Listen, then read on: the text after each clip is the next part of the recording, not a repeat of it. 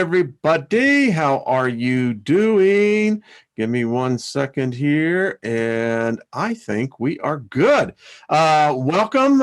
So glad you're here. Let's see, we'll bring everyone and just kind of take a deep breath, let it flow. See all the negative energy starting to flow from the top down to your feet. Just take that deep breath and just focus in on self and just imagine you're in your happy place. Uh-huh. Everybody should have a happy place. Trina, do you have a happy place? I do. You do? See, I do I have too. several happy places. I've created a healing place, a happy place, and the fastest way for me to get into my happy place is through music. Yes, yes, yes. And we were late coming on because we were talking about music. And anyway, Jamming some Hypnotized, Fleetwood Mac. yeah, we were talking about the early days of Fleetwood Mac anyway, and I was jamming out oddly enough to Led Zeppelin. So Yeah. there you go. But Houses of the Holy off the album. Love it. Yeah, so Love it. there we go. Hey, folks, just invoking favor upon everybody. Speaking nothing missing, nothing broken in your lives. And thank you, moderators, and thank you for everyone who is joining us. So good to see everybody. David Barry, Twisted Isby. I know Big Al. I think he's out. Hey, Kaz, how are you doing, my dear? Kaz is from over on the other side of the pond. Kaz, love to have you back on. Julianne Payne, which is on literally the other side of the world, down on. So good to see you, Julianne. Let's see. Boy, there's a lot of good people. Emperor Rex is in the house. Nine Eyes. I like that. Yeah. Hiller, yes, good to see you. Nina, the Mystic, hello. Truth in Me. There's just a lot of people here, folks. Hi, everyone. So, Trina, what's been going on? Oh, Grandma passed away. Yeah, Yeah. So I'm she excited was really for her. close. She actually departed on the 14th, and so family stuff, and it's season, so busy with work and all that, but it's been good. How was her transition? It was a little rough. 94 and strong will, strong mind, beautiful soul. Yeah, my So yeah, they couldn't grandmother. believe her body was hanging on for the last 48 hours. They were like, we can't believe she's still hanging in there. But yeah. Now, did she go in her sleep or did Yeah, she was pretty medicated and drugged. So yeah. And folks, when your time comes, unless it's by a sudden medical or bodily thing, that's how typically you will go. Like you said, the body has its own consciousness. People don't understand that, but at the moment of death, you're going to get it because your body is going to fight. It is going to fight. Yeah, it's going to not want to give in. That's its protective. That's what keeps you safe. So, oh, thank God we have that within us. But yeah, but when, like I said, most of us in this community, when it's our time, the body's going to know that our will be stronger. So true. Lilith taught us that. On us. Yeah, she taught us that the body has a spirit of its own. It does. It's called the ego. Yeah. Well, I don't know what it's called, but I know this is that. I think that's how it expresses itself. Is through ego. Yeah. I recount the story again when I went in for the endoscopy. I mean, my spirit was out. It had no control. Yeah. The body did. No way. Yeah. That's cellular memory. Yeah. So what have you been thinking on the material that I've been covering, particularly, the Adam and Eve story? It's so profound because, we have been, our history has been so twisted and manipulated. And, there's still so much of the context there, but it's such a different take. And I think that's brilliant. I love it. Gotten a lot of emails. People are. Love it. Yeah. I love it. It's such a different way to see it. You know what I mean? It is. And that's what we need. We need to expand our minds to all potentials, all possibilities, and start to use our imagination and our power as creators existing in the here and now moment to use them. Well, excuse me, I can tell you that when you think of history in terms of cataclysm, Yeah. and for me, it just, again, it's another piece of the puzzle that says, listen, number one, we don't know where we came from, sadly, but I think that that's almost deliberate. I think if our species was, Trina, aware of the catastrophes that we've endured on this planet, I don't know if the collective consciousness could handle it. I think that might be another reason why we choose to bring forth amnesia. Yeah. Yeah. Yeah, I think I think those memories would be super hard to exist with, because you might constantly be in this incarnation, constantly worried every day is the end of the world here. And many people do.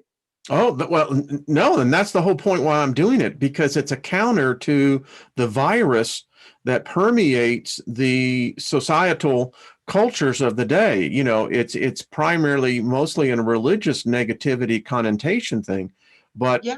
yeah, I mean, and you think about it, in our lifetimes, and I know every one of us experienced this, when you have experienced particular trauma. I experienced a lot of it as a child. The brain, the physiology of us will block it out. Oh, yeah. Now it's still there, Yeah, but it's definitely there. yeah. And that's the things that form all of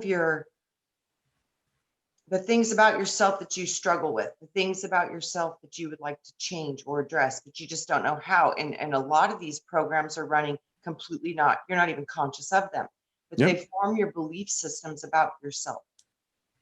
It's profound. And again, it seems to be a natural mechanism within us, our makeup of this triunion being that I think that we are. It's like you said, as you get older, you see the layers going on top of you, and it's Yeah. through all this stuff. Yeah. When I log on to my computer, I have a picture of myself in the fifth grade. Oh, And I do that purposely because it's an exercise of my consciousness. The fact that I can see myself as a 10-year-old, and I can see myself today, where, getting in the 60s now. I mean, it's wonderful. absolutely. And see, that's a thing when, they talk about time, and they say time is not real because everything is existing truly in the now moment. Mm-hmm. So we're tapping into these past lives, and we're tapping into these different parts of what we think we were. And when I look at it in all reality, it's what we are, because it's all existing right now. Yeah. It's profound when you think of it. It's very deep because it's, Yeah. it, to me, it's a mystery still. When we look at the past lives, obviously one hopes that that is the case. And when you begin to look at humanity's place here, it's still a mystery to me, as to how we got here.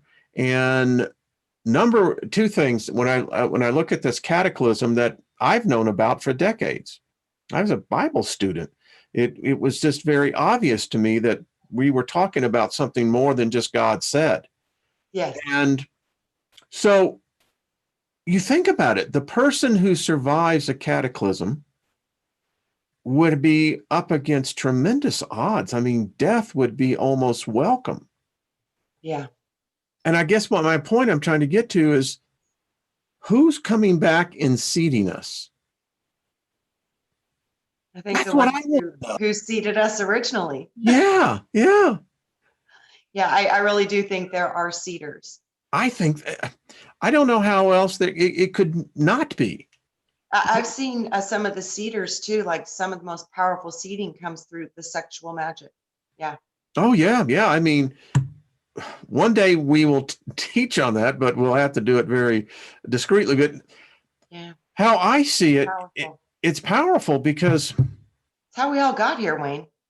yeah, We yeah, manifest little gods. it's an amazing thing. I don't know if we figure it out when we transition. You know, we hope we do. We hear people who have near-death experiences coming back and recanting their experience, and I've come down to this conclusion: it's whatever your reality is going to be. Precisely. Yes. Yeah. What do you believe? Yeah. Mm-hmm. Yeah. Yeah. I think, like I said, belief has been, even belief, the word is so twisted, but Yeah. but it's like when you truly believe something in your heart and soul and your gut so strong that nothing can move that, nothing can shake it. It's a force that nothing can stop. I read decades ago, I forget who her name was. She wrote a book, I Went to Heaven, and it was her experience of what she experienced in heaven. And one of the things that she said, and I thought it always stuck with me, was that she said that there were cities of people that never interacted with other people. Uh-huh. And she asked her angel why. And the angel said, you can't mix souls, and specifically was saying they were in their time. Yep. They would never understand your time. Yes. That's like when I Interesting. told you I have memories of doing soul retrieval. Mm-hmm. That's what this was. The consciousness would evolve in that place. Yeah. And then they would call out and be like, because it was like they woke up. You know what I mean? Mm-hmm. So they'd be in one of these realms where these people that weren't communicating or whatever, and for whatever reason, they would wake up within their own consciousness. That's why when they say you have to do the work here, you can't do it there. I don't think so. I think it's consistent throughout the entire Yeah. process, Yeah.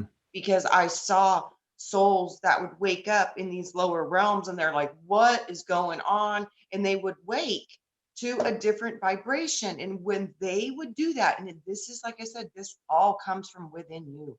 Nobody can save you. You have to save yourself. It's about your vibration and that shift within them that they produced is what sends out the call. And then we're made aware somehow that that soul is not in the right level. And then they're like, go get them. And then you're sent to go get them. Mm-hmm. It's crazy weird, but I've seen this before. And I've seen this in my visions. Since I was a kid, I saw myself pulling people out of different astral realms and bringing them to new ones.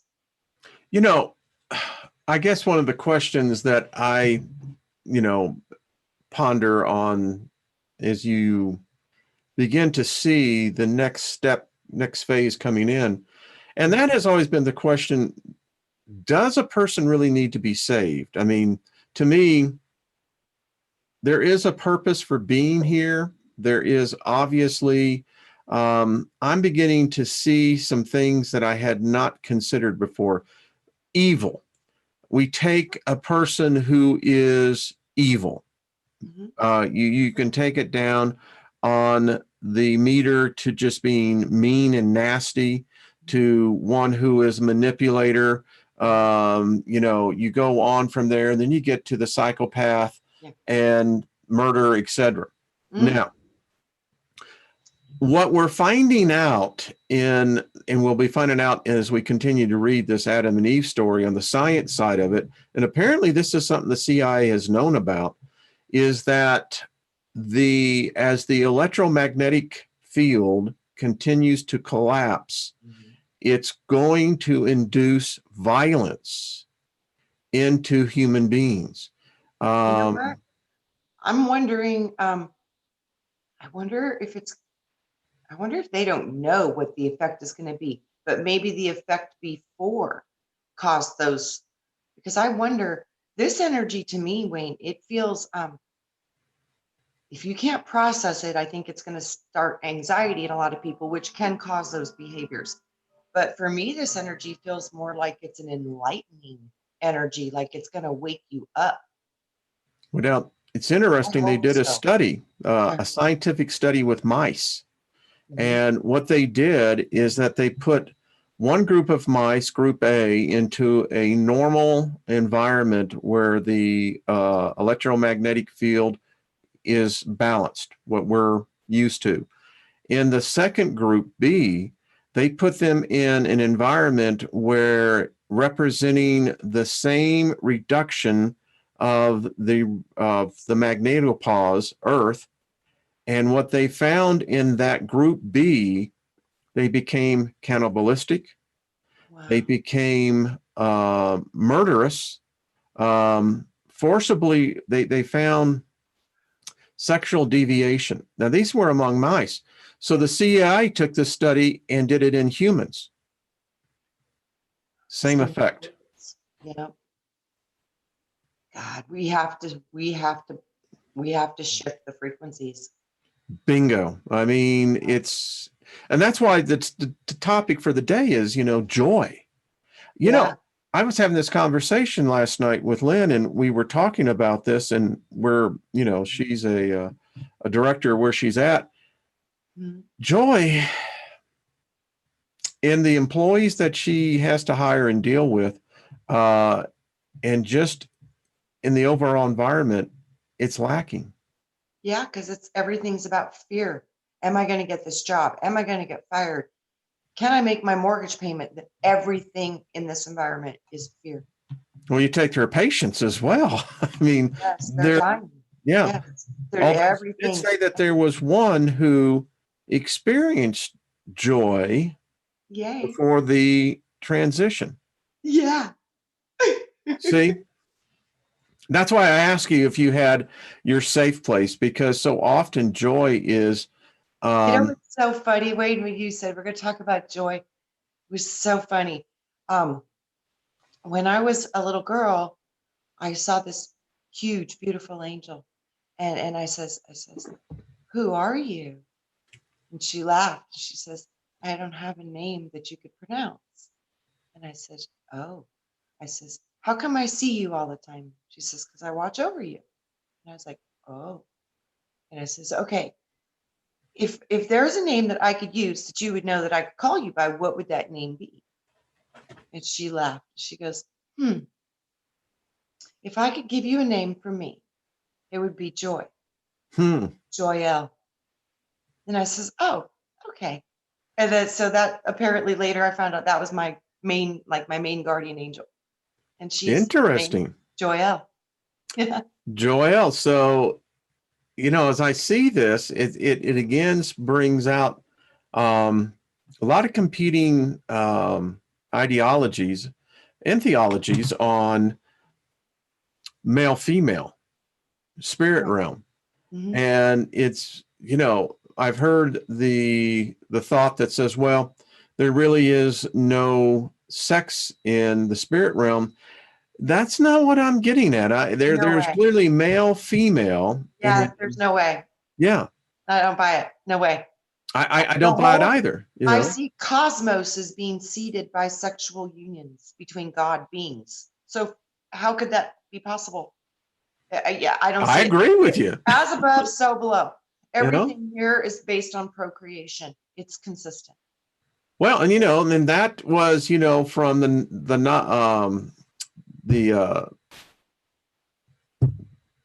Nagamati? No, I'll think of them in a second here. It's amazing. I just lost the Naga. From the script that simply says that the male-female aspect of it is the whole thing. Apparently, Earth is very well suited for procreation, which is sex. I mean, I don't know how you're going to do this without sex. I mean, maybe it's K-Pax, where they say it's very painful. I don't know. Well, that's why they say the universe was created through the Big Bang. Yeah, it was a Big Bang, all right. Uh-huh. You could almost interpret that into an orgasm. That's exactly what it is. That moment of climax, and particularly if the two energies are in sync, it becomes very explosive, very creative. Yes. And that's what I've seen. I mean, and I think that is in the worlds of form. And those go into some of the lower levels of the other dimensions too, you know, 5. Oh, I'm sure, you know. There's still bodies there, right? And they get more subtle as you go up. But I think you're going to have these sexual unions until you get all the way up until you're going back to pure light, geometry, sound, vibration, wave essence. And you know, I don't know how often that happens, probably just until you're going into a new body system, whatever. There was one yogi or someone who had wrote that basically we are atoms that have a dipole within the atoms, and that is the sexual energy. That's it both compels and it both expels. Yeah, that would make sense. I mean, and if you look at this metaphorically for the universe, you know, the Big Bang, to me, I get it, and it's so easy. Mhm. I step myself, and it's like I'm looking down at this happening. So, yeah, I mean, to me, it's not that far fetched. I mean, my spirit can see it. Like, yeah. Yeah, and it says we're all the sons of God, creations of God, creator, you know, children of creation. Children of, right, requires mom and dad having babies. Yeah, yeah. That's what it is. I like I said, I think it goes up pretty high. I like the translation where it said it was God, which could be creator, could be source, could be whatever you want to add to it. But the interesting word was intent. Wow. I don't know if you caught that. You see, it wasn't that God said, God created man, and none of that. That was added by the Jews. Right. And today people think that What that's did it say again? Intent? intent. Intent. And it specifically says, I'll pull it up because I'm doing a great deal of study on this, and yeah, that's interesting. I'm like, it will blow your mind. Ooh. Because I'll pull it up so you can see what I am talking about.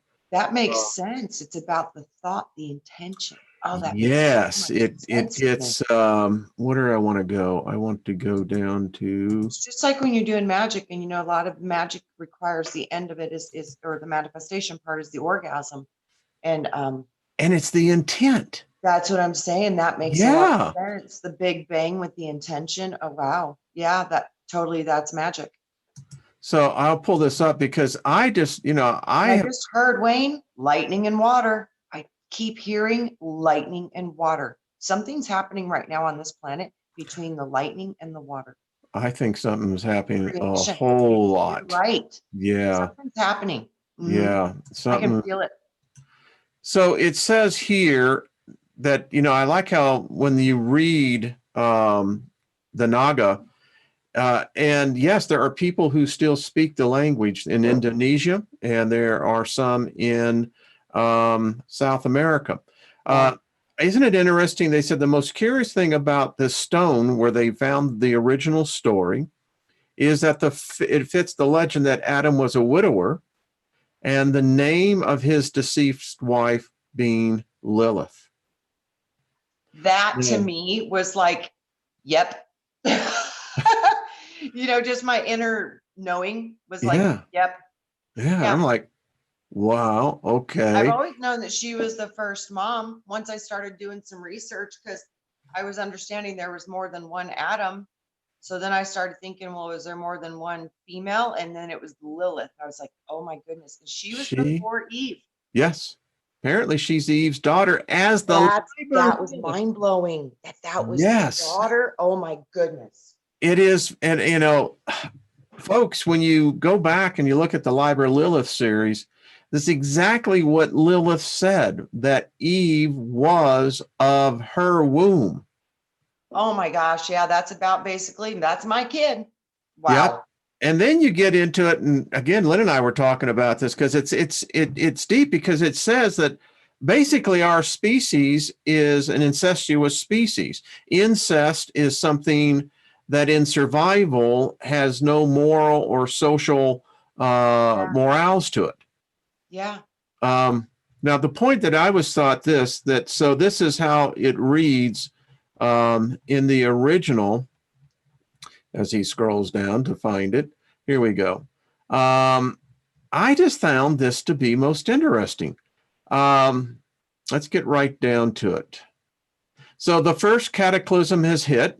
We know what we can date that about 11,500 years ago. Wayne, what if that's the original sin?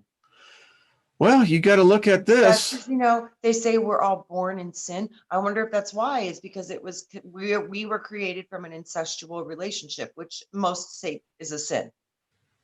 I don't know why. That's just running through my brain right now. I'm like, that's pretty profound. It's deep. It's deep. Yeah. It really is. I'm like, wow, holy moly, that makes a lot of sense. Why everything would be such a train wreck. It kind of, yeah. So, so verse 3, it says, as the storms abated, sunlight came back to the face of the earth as God intended. Wow. Now, it's real interesting when you get down to verse 5, because if you go and read the modern day Christian sanitized version, this is God said, and there was. No, it says, and sunlight was again daytime, because God, if the creator is going to violate the laws of physics, then he's a fraud or it's a fraud. Yep. It can't say the universe is defined by a set law of physics and then it goes and violates those laws. Yep. So, and look what it said. Wow. In accordance with God's design. Yep. Copycat. You know, and I'm going, okay. And again, God's original design was that there be sky between the clouds. And this key word here, the original design.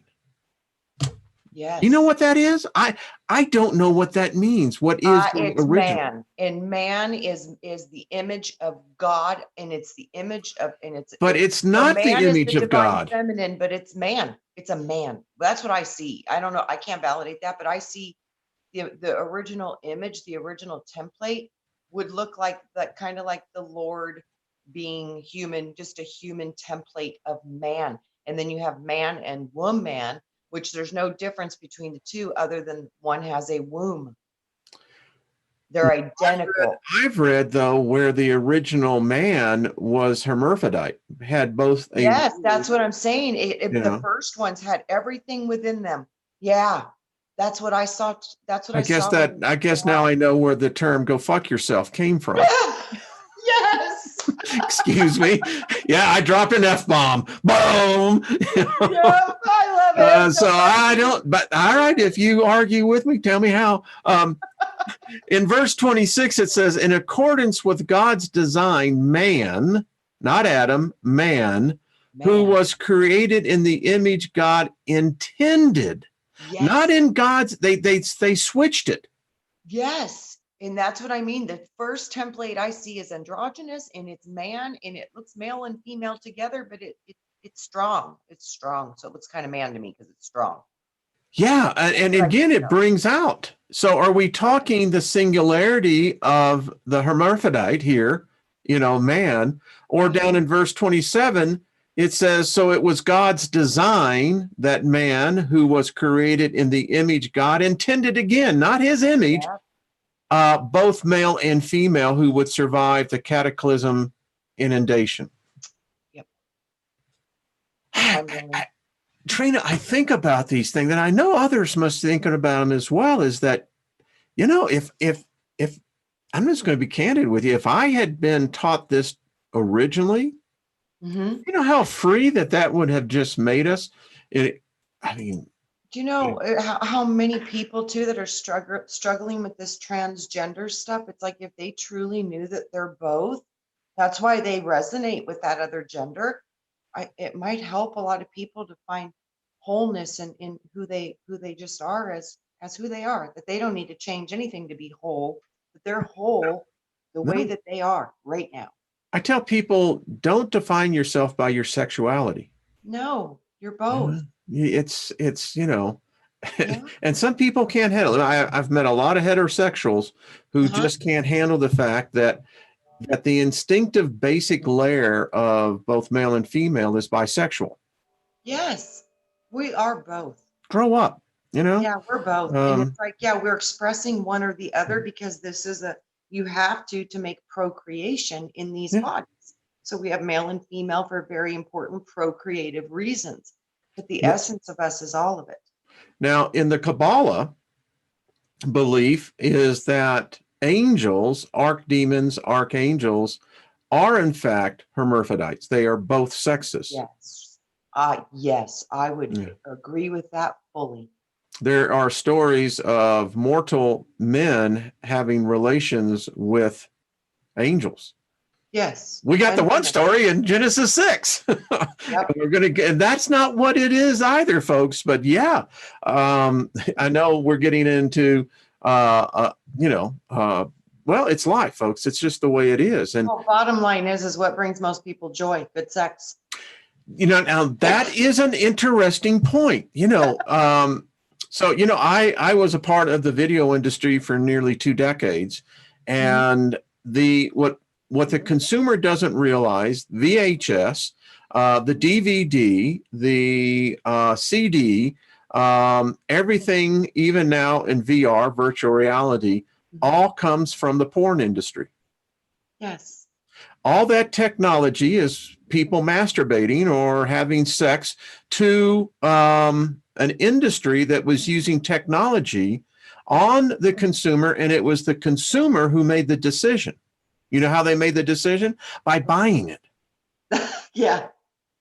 And I'm just being very honest with you. It's 60% of the internet traffic is driven by pornography. Oh, absolutely. That's what I mean. Joy and sex, a lot of that, they go right together. I find it odd, and as I used to teach this, but I'll bring this out because this is a second look.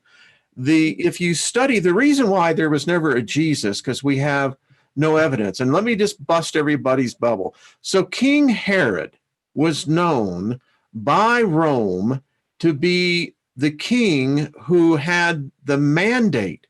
Every child from the age of 4 to 17 went to school. They were taught mathematics. They were taught astronomy. They were taught basic skills of what we would find today in our education system. For Rome, this made Judea very valuable because the population was not illiterate, as was common in many of the territories of Rome had. So they were some of the best artisans that came out. Now, the thing is, and this is why we know the story, we know a lot of reasons, was fabricated. Out of the thousands who supposedly saw this Christ, not one picture was ever drawn, not one casting on any vase, which was typical. And here's the other thing. Jerusalem was a trading route from Rome to India. It was the central cosmopolitan trading routes of the Silk Road. Mm-hmm. So enterprising entrepreneurs would set up shops along the highway. It was a road the Romans literally built. And you would find a rest stop where you could spend the night. You would find places where farmers would have literally a food side, tent or whatever. Mm-hmm. You know what they found in the restrooms? Mm-mm. Pornography. Yeah. On the graffiti. Yep. Now, what's so interesting about this in Jerusalem itself is the same thing. Was pornography was found in the graffitis and the what have you, which was the expression of the common man. There were never no drawings. Wayne, when you look at the neoclassic art, all those, I have pots in my backyard that are Greek, like the old neoclassical, and there's porn on my pots. Yeah, literally. Well, and we call it porn, but actually it was celebrating of the female. For a long time, I was like, oh my goodness gracious. I have porn on my pots. I'm like, yeah, it's like, it goes back as far as we do. Yes, it does. Thank you, Trina. Bottom line. So, because, I did the one video, it said, the questions I have for the other side. And the one thing is that, do spirits eat Can they smell? Can they taste? And the one question is, can they have sex? Yes, I think they can do all of the above. Depends on how high you go in vibration is to if you're still holding form. And then I think once you get into the extremely high vibrations, you can probably choose the form you want to animate. But you got to figure if everything's existing now, we're existing in multiple places, experiencing multiple things as consciousness. And your consciousness is unique to you because of the experiences that you're having in form and into the higher energetic layers as well, because you're existing there too, having life. Aleister Crowley said, and I have his book on sex magic, that a proper wizard, magician, witch, sorcerer, who understands the, as he said, within that small container is, he said, the universes. Yes, I'm telling you, that's true. As That's what he above, so said. below. Like when the sperm hits the uterus wall and the egg and the sperm, and when that comes together, it's lightning in the bottle. Well, the thing is that they're vibrating. Yes. The spermoids are actually vibrating. We see them, but they're vibrating at that, and so is the egg. Yeah. Just like this is heavy. Those two universes coming together. Yes. I'm like, that's going to be the big bang when they come together and they mix their energies. There's going to be a boom. I tell people all the time, if you want to practice some sex magic, if you're in a relationship, if you need something material in your life, and sometimes don't look for specific, but make sure that your circumstance, I say speak favor in the middle of the climax, particularly if two partners come together, that's saying that, we have favor manifesting in our lives. I'm going to tell you what, you talk about materializing manifestations quickly. Boy, have we gotten off the... Well, it's joy. And how to create joy. And that's another thing you could say, I'm choosing at this moment to create the biggest charge of joy that this planet can handle, and I'm going to send it forth. Yeah, I'm just reading it. You reading some of the comments? Yeah, manifest. That's a powerful moment of manifestation. Use it to your advantage and the advantage of the world. Yeah, it's so true. We're just letting it go to waste most of the time. Most people don't even understand what a powerful moment this is. It creates life. You can create charges on this planet that will literally transform this world if done right and done right, highest good. Yeah. And not in there, there's a difference between what I call, lust and seeking joy. I mean, lust is serving self. Yeah, it is. It's right. Creating joy or manifesting through sexual stuff is it's like everybody's going to win on this one.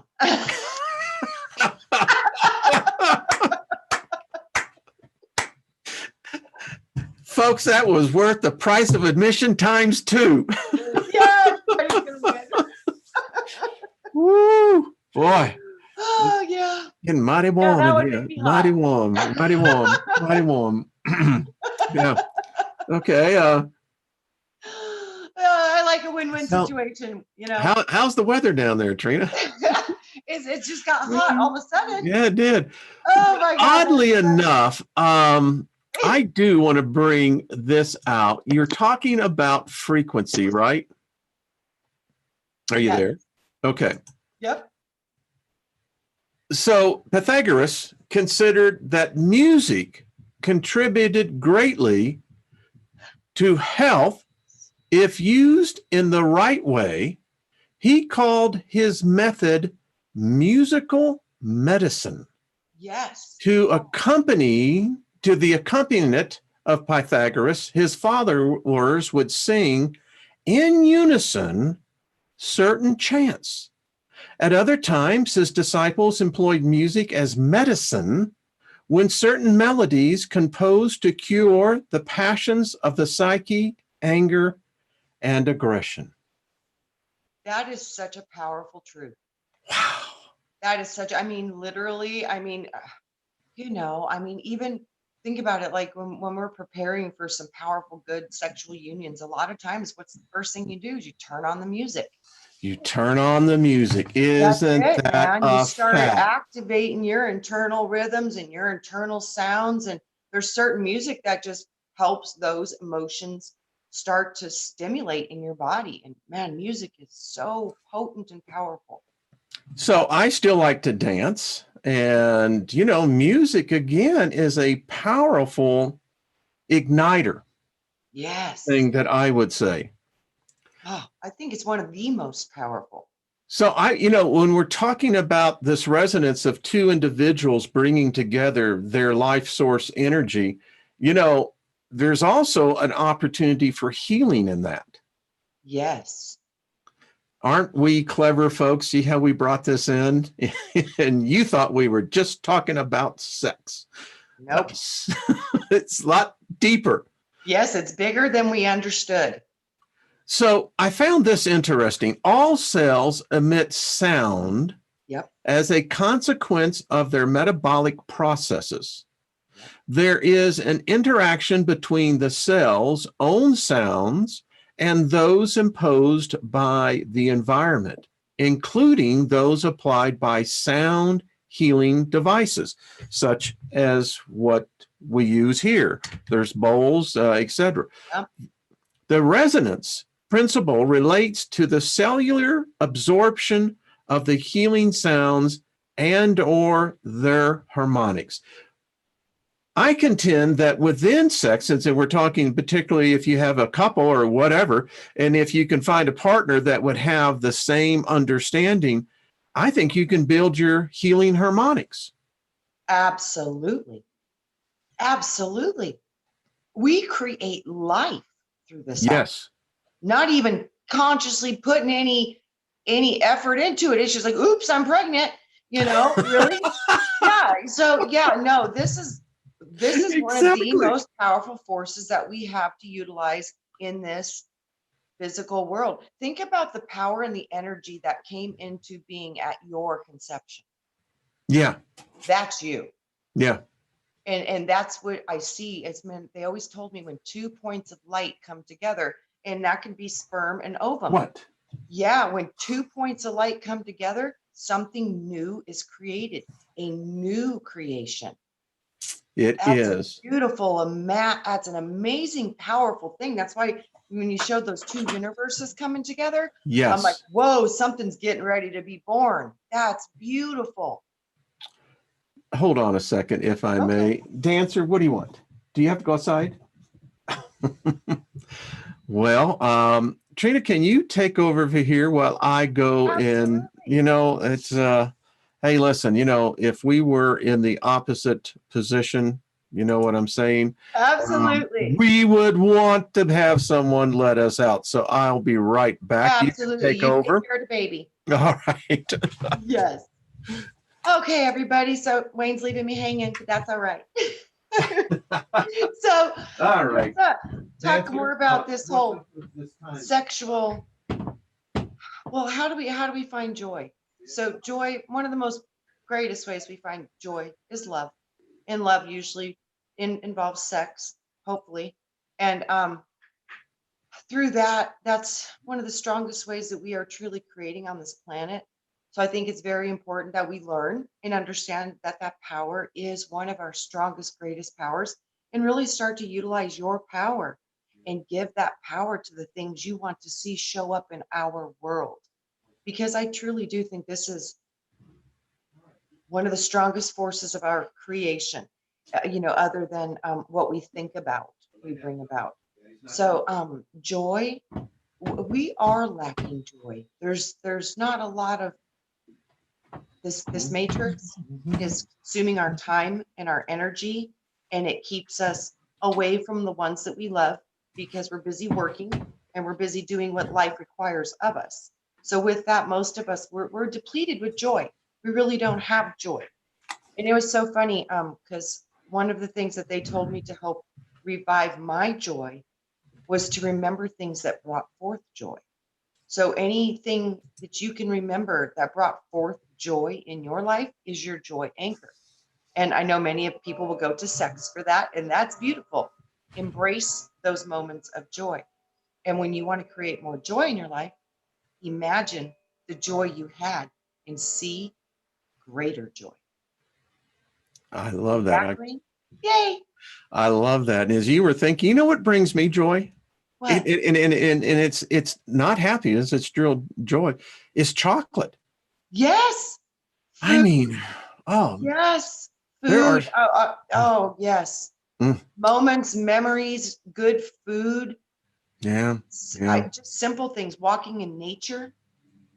You know, another smell, because it's that it brings you back to that place of joy, is the smell of fresh cut cedar. Oh, yum. I love that smell. And redwood, I mean, you know why? Because it takes me back to a place in my life where I was truly happy, you know, That's awesome. and you know, but it's so powerful, isn't it? I think our sense and our images are what have made us who we are. Those moments that you capture, they really do form you. Oh, they do. They They form do. everything about you. So, most of us, especially as we get older, we have so many things that we've experienced. We're running in those loops of what happened before. We're constantly going through these programs, and we're not spending enough time focusing on forward Mm, projection, on what we mm. want to see, how we want to feel, because it takes work, especially in this environment, because we're getting hit hard with some dense stuff. And I think it's going to continue, sunshine. I really do. Yeah. I mean, and Trina, you know, I was someone sent me a video from the channel Strange but True. Mhm. Interesting channel. I love those little vignettes. Yeah. But one of them was a story about a guy who I think he was 12, 13 or something, was hit by a car and died. And actually went up and he said it wasn't heaven, Mhm. but he said it was a very active place, and it was people that where he met and he knew from past lifetimes, enemies even. Yep.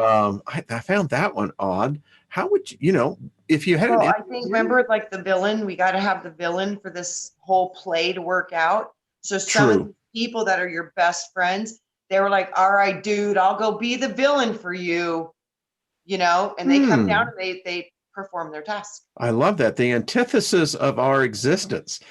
Ooh, I liked. I'm going to write that one down. Yep. Anyway, he said there were three beings who came up to him and said, you know, you're not supposed to be here. And he said, you know, the main guy, he said he was almost like he was the elder of the whole group. And anyway, he was allowed to ask him questions, and he said that they would allow him to carry the memories. And the first thing that they said, because he didn't want to leave, they said, "You're under contract." Yes. I told you. Where the freak did that come from? We are. I swear we are. I've seen this contract thing. I've seen it. Well, We write it. apparently it's You universal. wrote it. You wrote your contract with Apparently your we did this. council of elders. You know the elders where you saw the stone and those elders? Oh, That's your council of Lightweight. they talk to me all the time now. That's your council, and they should be Mm. talking to you, and they're probably very grateful that they can talk to you, because most people, they can't, they don't hear them. Yeah. And they're assigned to you, for you. And for somehow, it seems to me that whatever you do in this incarnation, because we're contracted together, somehow it affects them too. It does. Apparently it does. And you know what? Yeah. They like humor. Yeah. I had this spoken to me that, you know, laughter is the strongest, most powerful magic you can use. Yeah, you know Outside, you know what? that council, Wayne, I'm starting to see this connection, like our council of light that we each have, like our own guardian angel, we each have. There's many things that you have. I'm starting to see that the council of light might be the guardian over each one of your energetic bodies. Mm. And then the guardian angel is the one over the physical. Ooh. I like that. I like That's that what a I keep lot. seeing. All of a sudden, I keep seeing that they each control one level of your energetic body, and that's how they always know what's going on with you, and they literally can help guide and influence you through the connection that we have through these energy layers, and each one of those beings is directly working with that layer or level of your energetic body. I believe that. Profound. Well, I mean, the thing that I encourage people to do is to lay hands on yourself every day. Listen, this whole idea of understanding that the spirit body is, if you get into a unison with the spirit body and your immortal soul, there's a romance there, baby. I've been doing that, Wayne, lately. I've been thinking about those being my council of light. It even makes sense. Your council of light would wrap your physical body. I'm like, wow, that makes so much sense to me. So I've been focusing the last few days on really connecting with my own personal council of light. Ooh. And I swear to you, it's bringing a DMT response with those tingly chills in the top of the crown and through the body. Yeah, I'm getting DMT releases through it. It's like they must be jumping for joy. I'm onto something. Mm-hmm. There's something to this. Yeah, there is. Yeah. I mean, it's kind of like the whole picture you can see where joy comes in. There's no room for depression. There's no room for anxiety. And I think part of our joy is not being alone. And when we start to connect with the support and what we truly are as incarnated humans, I think that's a key for more joy. I think it is. Boy, I hadn't really thought about it, but if joy was a substance that could be contained, you would probably want a big reservoir of it, wouldn't you? I mean, yeah. Yeah. And I think joy comes through your sacral. It's orange, and it's the sacral part of you. And maybe that's funny because when I asked about joy, I was shown my guardian angel. Your guardian angel. Interesting. Yeah. Interesting. Yeah. And, as I look back, and I, if I've told the story about my aunt, the same thing, that, and as we're talking, I guess there are also certain people that bring joy. They have that essence of joy about them. Mm-hmm. Yeah. Would you not say? I mean, yeah, I think that's one of my essence colors, because I literally saw myself come in through it like an amber golden ray. Mm-hmm. And that's sacral, and that's joy. Joy is orange. Yeah. Boy, if we just get in tune to this in a level, I think you could almost begin to physically manifest light in an essence. Yeah. I mean, and I know too, especially with the right technology, you'd be able to fully see it. I think you would. I mean, I've done that where they photograph your aura, and it's amazing. The colors around you are representative of what's going on with you at that moment. Because if you go like later, like a year later, and you're in a totally different place, your aura will show this. Yeah. Yeah. And I keep on thinking, in past situations that even in business, where heated discussions get in and you start getting that level of anger and that tension, and it's palatable. It literally is. Everything's turning red. Yeah. And then to be able, and it's a natural mechanism that I do, I always inject humor in a very intense situation because, and that humor, that as I'm sitting here, humor is associated with joy, making you happy. Yes. It absorbs so many lessons as I look back now and say, man, if I had just known that, 10 years ago. Yeah, and you were doing it and you didn't even have any conscious awareness of it. No. You were doing it. Part of who and what we are. Yeah, your inner wisdom that knows more than we do. Isn't that the truth? I mean, more than what we can even begin to explain. Yes, our inner wisdom that knows much more than we do. I don't know how to make my pancreas work. I don't know how to make my heart do what it does. I don't know how to operate all the chemicals and endocrine systems, and I have no idea how to do any of that. But yet it's operating perfectly within my being. And I think that the spirit body, when it knows it's loved, appreciated by the soul, which we would call, the essence of who we are, it does that job. And I think it does it even more so. It does it with joy.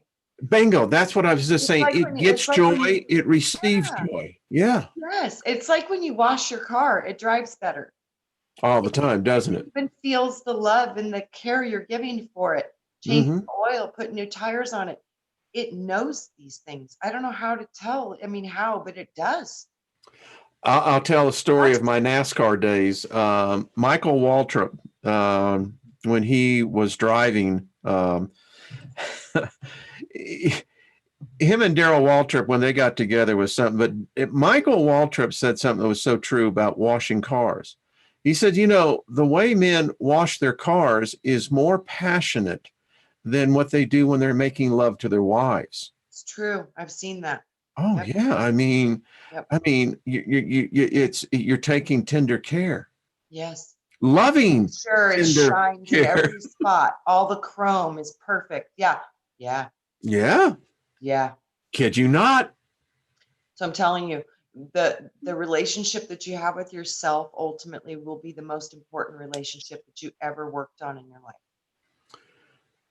And folks, that's why words are so important. I heard someone tell me once that they said, well, words are not important. And I said, really? I said, so your name is not important? Nope. Your name doesn't, because you're just given the name. And when you die, you're dying. I said, and it was a guy. I said, are you married? He says, well, yeah. I said, have you ever called your wife a different name while making love to her?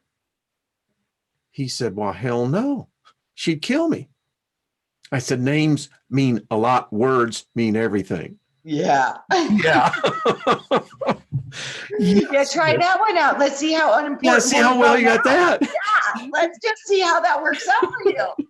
That's that expression, Lucy, you got some explaining to do. Isn't that the funniest thing too? Because like certain things you're like, oh, that's not important. But until something like that happens to you, then you're like, oh my gosh, you will never say that again. Now. But like I said, that popcorn, all of us are experiencing the different stuff. Miss Trina, we have covered the freaking spectrum here. I mean, this has just been, listen, and it's true. Guys, and and women get into it. Women love their cars just as well. I mean, I knew one person that was rich enough that actually got buried with his car. Yeah. Yep. I'm going, really? Really? All right. How's that driving for you? That's when they love an inanimate object so much that they give it a thought form. And I literally do. It becomes more than it was through their intentions, through their focus, through their, energy. A servitor. Yeah. That's exactly what they're doing. They're creating I had never seen that again. This show sometimes is like, continued, enlightening bombs. Boom. Yeah, we trigger the thought bombs in each other's brains. It's like, oh, yes. It's like the neurons are just absolutely firing and, at full level, Scotty, Yay. I love when that happens. Oh. Yeah. And I don't know what's going on too, guys. I don't know if you can help me with this, but I keep hearing the call out to reclaim or reconnect with Vulcan. So the what? Vulcan. It's a planet. Yeah. Vulcan. Yeah. Yeah. And I guess they say it's the will of God. Yeah. I think it's one of those hidden things that might control our chemicals and the dark matter part of us. So I don't know. I get up at pretty stuff out with that, but I keep hearing it, and for some reason too, they keep telling me this was a very important part of our genetics is Vulcan. The human genome that we are now. Vulcan, I guess, apparently was a big part of our creation point. Well, you know what I've been doing?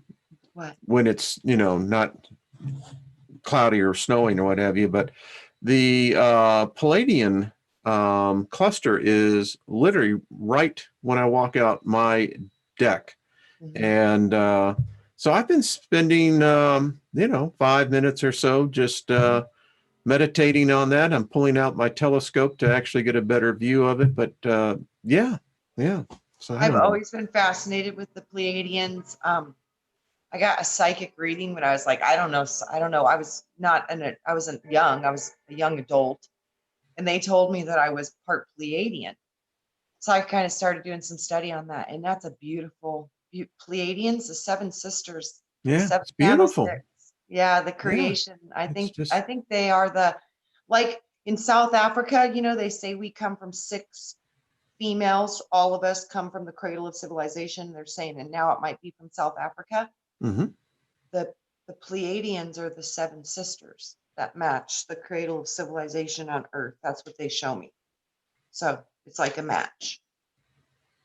Who knows? Maybe they are, in fact, the cedars. Who knew? Who knows? I mean, I think they were actually the womb part of it. Like the cedars, I think might have been more Vulcan and different stuff, but the actual wombs that brought forth the creations might have been the Pleiadian seven sisters. that just brings all sorts of mental imagery to my mind. Me You too. can really go And then I tripping on see, that. yeah, and then I see seven rays of creation. I see seven candlesticks, the seven oil lamps, the 7 days of the week, and then I see the sisters, the seven sisters. Because all Yeah. creation comes forth through the female, but the masculine has to give forth the sperm, the spark, the information, and then the female catches that information and creates form out of it.